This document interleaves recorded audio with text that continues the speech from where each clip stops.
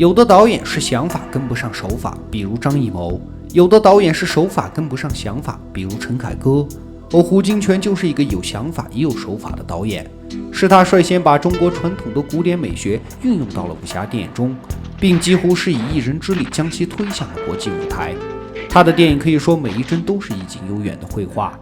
今天给大家推荐的就是胡金铨的代表作《侠女》，于1971年上映。该片一共耗费3年的时间才拍摄完成，因为胡金铨对影像的要求十分苛刻，时常一个动作要拍上100遍。在结尾，为了让太阳刚好落到慧远大师的身后，剧组等了整整7天才拍出这个镜头。为了追求绝对的真实感，胡金铨不惜血本，用了9个月的时间搭建了上百栋古屋，为了做旧还收回了部分建筑。这部电影耗费了胡金铨的大量心血，但是在香港上映后票房并不理想，于是胡金铨就想把这一部电影送去戛纳评选，但投资公司根本不相信这种电影会得奖，拒绝再出资任何的费用。于是胡金铨就自费送去评选，最终获得了戛纳电影节技术大奖。自此，中国武侠电影被推向了国际舞台，同时对后来的华语电影有着非常深远的影响。比如片中的竹林大战，堪称武侠电影史上最精彩的武打场面之一。后来的十面埋伏和卧虎藏龙都有不同程度的借鉴和致敬。故事讲述了在明朝年间，饱读诗书的顾审斋因为看清了黑暗的时局，所以迟迟不愿参加科举，一直靠给人画像写春联维持生计。他和老母亲住在偏僻的晋路屯堡。有一天，隔壁废旧的破屋里新搬来了一个冷艳寡言的姑娘，名叫杨慧珍。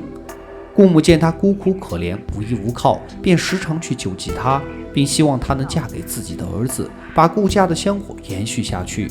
杨慧珍虽然不喜欢顾审斋，但是为了感恩顾母的帮助，就约顾审斋出来见面。到了夜半时分，只见杨慧珍在朦胧的月色下抚琴清唱，双方虽都沉默不语，实则心中早已暗流涌动。从这个富有诗意的夜晚后，两人虽有夫妻之实，却没有夫妻之情。之后，顾审斋在去县衙画通缉令的时候，无意间得知了杨慧珍的身世。原来他的父亲杨涟本是朝廷大臣，因不满宦官魏忠贤和东厂祸乱朝纲，于是上奏弹劾。不料东厂从中截得奏折，随后假借圣旨将杨涟一家满门抄斩。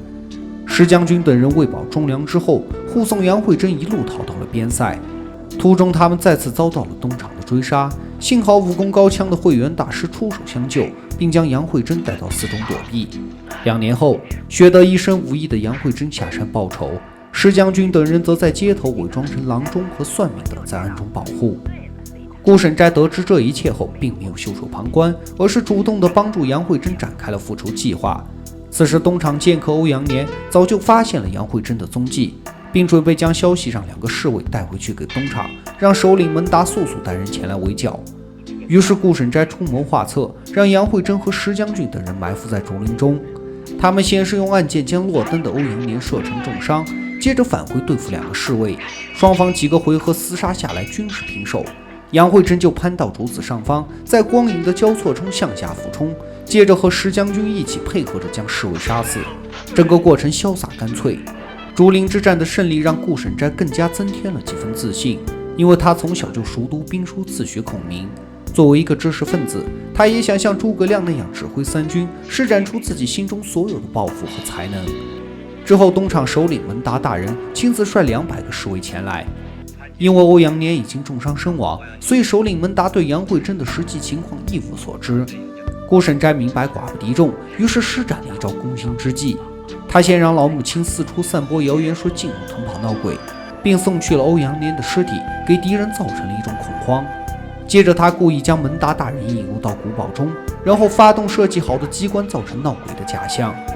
前几日的传闻本来已经把东厂侍卫搞得人心惶惶，如今他们亲眼见到后，立马就被吓得慌手乱脚的。杨慧珍和石将军等人趁乱使用机关发射暗箭，将东厂侍卫一一射死，接着又一起合力杀死了首领门达。他的血刚好溅在了杨涟的灵位之上，似乎是在祭奠忠良的在天之灵。第2天早上，顾审斋站在墙头上，手持羽扇，大笑不止。看着自己设计的巧妙机关和木偶纸人，居然击退了东厂上百号的侍卫，他脸上是说不尽的得意和畅快，仿佛就是孔明在世。不过当他看见遍地尸体的惨状时，他突然愣住了，原来自我价值的实现正是建立在这一具具被杀戮的尸体上。此时不远处，一群和尚正在掩埋这些尸体，处于善恶之外的他们似乎是在替上天安抚这些魂灵。失魂落魄的顾审斋跌跌撞撞地跑出去，四处打听杨慧珍的去向。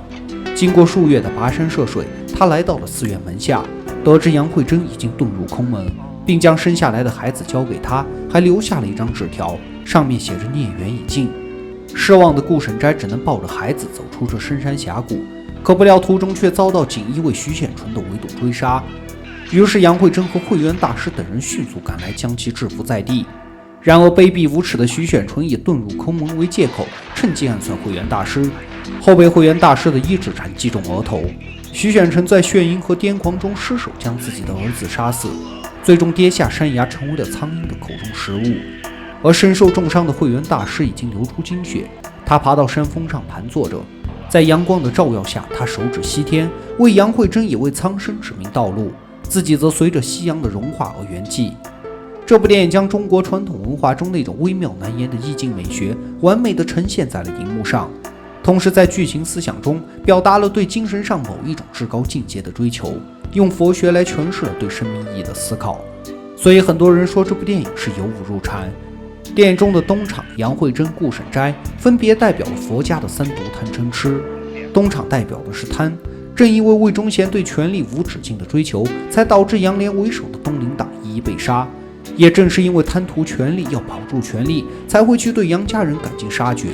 而杀戮必然造就更多的仇恨。杨慧珍就是这其中一个，所以她代表嗔。她一直背负着整个家族的仇恨，眼神中除了杀气还是杀气。